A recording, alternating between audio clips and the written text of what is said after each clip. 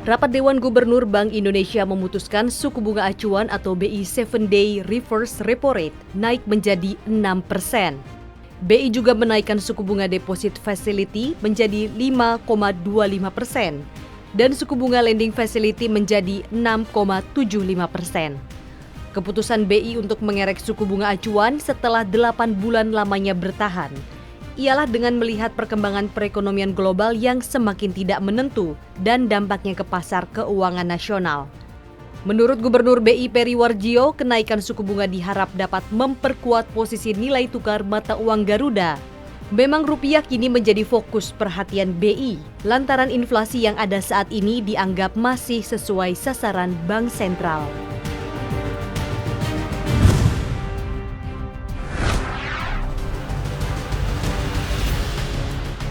Rupiah terdepresiasi signifikan di saat selisih antara obligasi pemerintah Amerika Serikat dan surat berharga negara Indonesia atau SBN tenor 10 tahun semakin menipis.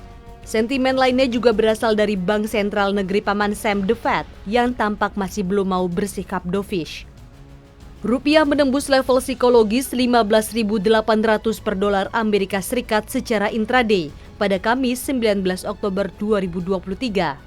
Dan bahkan sempat menyentuh 15.820 alias melemah 0,6%.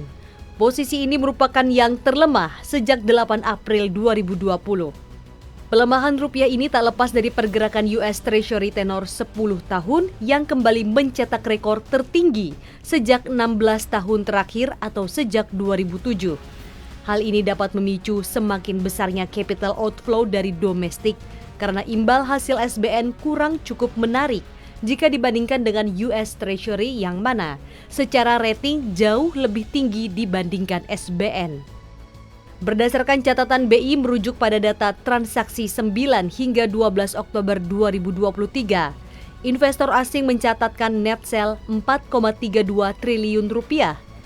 Jumlah ini lebih besar dibandingkan dengan pekan sebelumnya, net sell 2,5 triliun rupiah.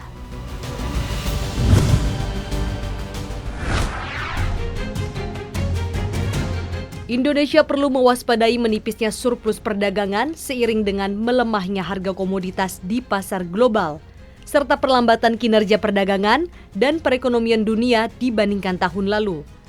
Salah satu yang perlu diantisipasi Indonesia ialah kinerja industri, di mana Purchasing Managers Index atau PMI Manufaktur Indonesia pada September 2023 berada di level 52,3 pada September, atau menurun 1,6 dibandingkan bulan sebelumnya. Turunnya PMI Manufaktur Indonesia karena tingginya permohonan kepailitan dan penundaan kewajiban pembayaran utang, lantaran banyaknya perusahaan yang mengalami kesulitan ekspansi dan tingginya utang hingga terancam bangkrut. Permohonan kepailitan dan PKPU baik dari emiten maupun perusahaan non-terbuka mencapai puncaknya pada 2021 dengan 726 permohonan. Adapun sejak awal tahun hingga 14 Oktober 2023, ada 563 permohonan. Angka ini lebih tinggi dari 2019. Secara khusus dalam catatan Bursa Efek Indonesia, ada perusahaan terbuka yang juga mengalami tekanan dan masuk dalam papan pemantauan khusus. Setidaknya 17 emiten yang terdapat notifikasi khusus nomor 8 alias dalam kondisi dimohonkan PKPU, pilot, atau pembatalan perdamaian. Dan nomor 9 yang berisi anak perusahaan yang kontribusi pendapatannya terhadap perusahaan tercatat dalam kondisi dimohonkan PKPU, pilot, atau pembatalan perdamaian.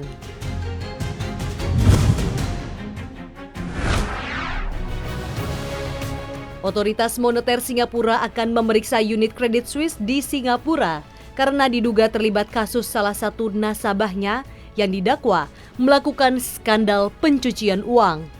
Wang Swimming, salah satu tersangka dalam mega skandal tersebut, memegang 92 juta dolar Singapura setara 1,05 triliun rupiah di bank tersebut. Jumlah rekening terbesar yang diketahui sejauh ini. Swimming yang juga dikenal sebagai Wang Swimming merupakan pria kewarganegaraan Turki yang berusia 42 tahun. Ia merupakan direktur dan pemegang saham Chuochi Technology. Selain itu, ia juga memegang saham Ming Xin Technology asal Singapura yang dicabut pada tahun 2021. Selain di Credit Suisse, Swee Ming juga memiliki rekening di Bank Swiss Julius Baer, di mana ia memiliki 33 juta dolar Singapura, setara 379,7 miliar rupiah. Dia juga memiliki rekening 600 ribu dolar Singapura atau 6,9 miliar rupiah di Bank UOB, serta rekening 2,6 juta dolar Singapura sekitar 29,91 miliar rupiah di RHB Bank di Singapura. Di samping itu, Swee Ming juga dituduh melakukan pemalsuan dokumen bank untuk mengelabui Citibank Singapura.